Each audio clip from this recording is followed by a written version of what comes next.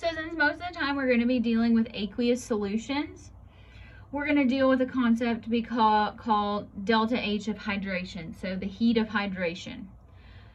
And so somebody thought it was a good idea that when water is the solvent, that we should just combine delta H of the solvent with delta H of the mixture.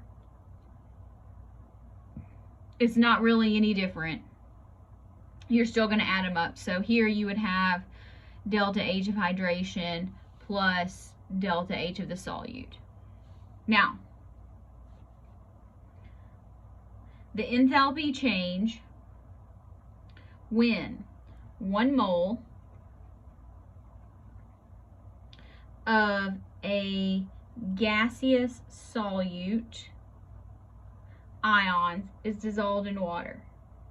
So we may or may not have gases, but that's what it's called. So when that happens, you have delta H of the solution is still going to be delta H of the solute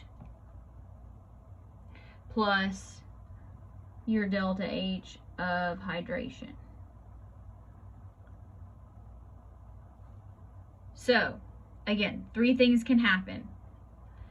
So here when you only have 2 terms, we're still looking for whether delta H is going to be positive or negative.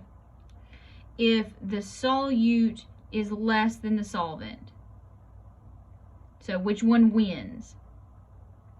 Because this is generally going to be positive, this is generally going to be negative.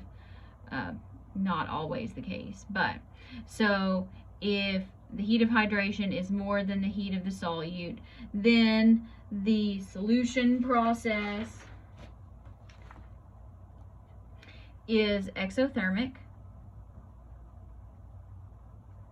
That means because our delta H of a solution is negative. So it's exothermic, it's going to release heat. So you're going to feel that in the beaker as feeling warm to the touch. So if you had a lithium bromide salt, and so you break it up into its aqueous components and dissolve them in water, your delta H of solution is negative 48.78 kilojoules per mole. So, I mean, 48 is a pretty big number, and we're also in kilojoules, so you're going to be able to feel the heat of that on your hand. Similar situation when you dissolve potassium hydroxide in iron, so its ions break apart, get dissolved in water. Here, negative 57.56 kilojoules per mole. So these are quite negative, and you will feel them. On the other hand, if delta H of the solute is greater than the heat of hydration, but a solution does still form. Sometimes the solution doesn't form, and it does form, the solution process is endothermic. So that's going to be taking heat and energy from the surroundings, putting it into the solution. So that's going to feel cool on your hand. You're going to feel the solution get cooler. So this happens when we dissolve silver nitrate in water.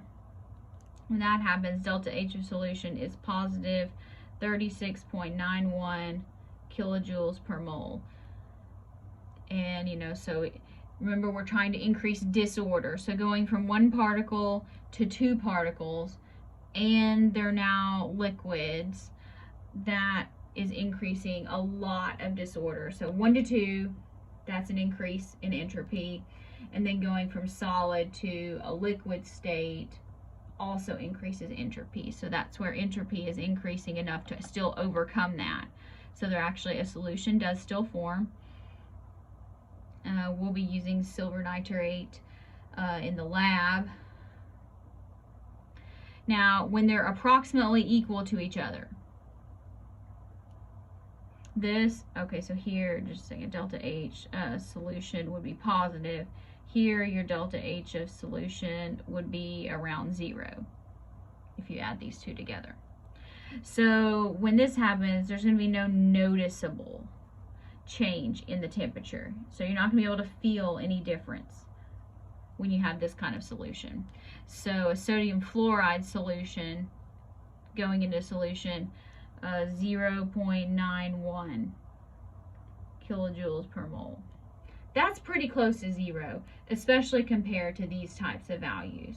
And, this in this case is positive. If it were negative, that's still close to zero as well.